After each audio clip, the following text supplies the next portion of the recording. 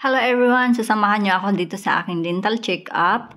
Dental cleaning na rin after ng aking demon braces at check-up na rin sa aking lingual retainer. At nandito na tayo for cleaning. As you can see guys, medyo madumi talaga yung mga ngipin ko dito at masyadong yellowish. So, by the way, hindi siya yung aking original na orthodontist. Kumbaga siya muna yung maglilinis sa akin ngayon dahil maraming pasyente ang aking orthodontist at lilipat ako sa kanya after cleaning. At finally guys, nandito na ako sa aking original orthodontist. At as you can see guys, medyo maputi na yung aking mga ngipin at malinis na talaga. So, yung aking ortho ay humingi naman siya ng pasensya kasi first time nangyari na hindi siya yung nag-cleaning ng aking mga teeth. So, masaya naman siya sa resulta at masaya din ako sa naging resulta ng aking cleaning today. So, dito alam niyang meron akong YouTube channel, kaya okay lang sa kanya na nagbe-video ako. At para mas klaro, kailangan ko ipakita ito sa inyo. Hindi pwedeng hindi. So, hahabaan ko konti ang video ito sa part na to kasi gusto ko ipakita sa inyo ang lahat-lahat sa aking mga ngipin. Dito sa looban, sa left side, right side, at yung posisyon ng aking mga ngipin. So, gusto ko talaga ipakita sa inyo kung ano yung difference sa before at after. So, ayan siya, yung lingual retainer ko pala. Sa mga hindi nakakaalam ko ano yung lingual retainer, ang lingual retainer ay yung wire na pahaba na nasa likuran ng aking lower teeth. Yan yung tinatawag na lingual retainer. Hindi na siya kailangang tanggalin kung ikay matutulog, kung ikay iinom ng tubig or kakain. So, naka-fix talaga siya sa ating lower part ng mga ngipin. At pag-uwi ng bahay, gusto kong subukan, gusto kong itry ang minatamis na ito na para siyang malagkit. Kasi sabi nila, pag nakalingual retainer ka daw, hindi pwedeng kumain ng mga malalagkit na minatamisan. Kasi nga daw, maaalis or may chance na matatanggal yung ating lingual retainer. So, gusto ko itry. Tingnan natin kung matatanggal ba yung aking lingual retainer after kong kainin ang malagkit na ito.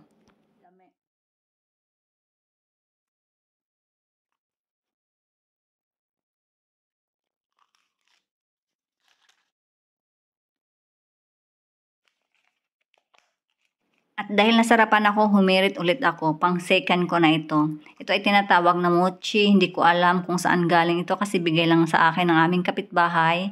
Yung sa loob niya, meron siyang munggo. Ayan, munggo yung nasa loob. Tapos yung nakapalibot sa kanya ay sesame seeds. Tapos meron siyang sa loob pa ng munggo. Meron siyang yung malagkit sa atin na tinatawag. Dito napapansin ko sa pagkain ito na madikit talaga siya. Dumidikit siya sa aking retainer. Pero tingnan natin kung maaalis ba siya. Kasi actually naubos ko yun eh. Yung 6 pesos na yan, naubos ko talaga siya. Pero sobrang sarap. At bago ako magtatapos sa video ito, gusto ko lamang i-share sa inyo yung nirecommend sa akin aking orthodontist na toothpaste. Ito ay sample lamang.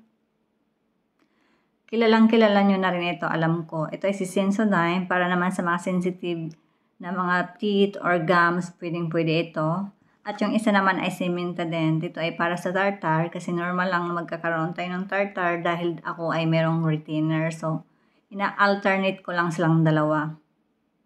As you can see guys, yung aking lingual retainer, kahit ako'y kumain ng malagkit na minatamis, nakadikit pa rin yung aking lingual retainer. Ipakita ko sa inyo para talaga klaro.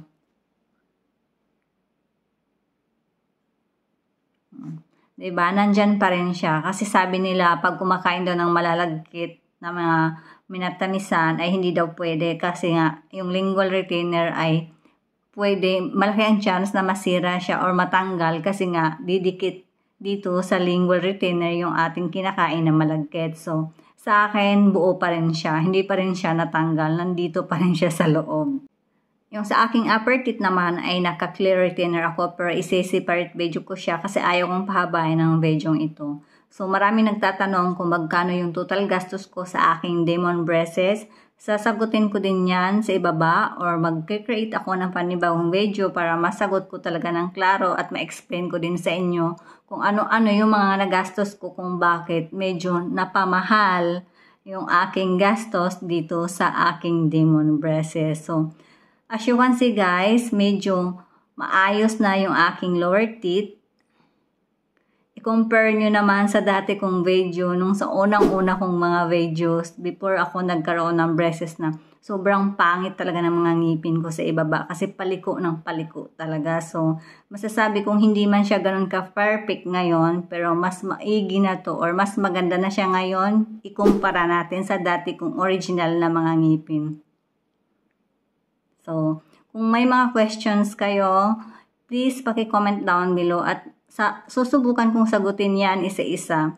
So, maraming salamat sa panonood at hanggang sa muli.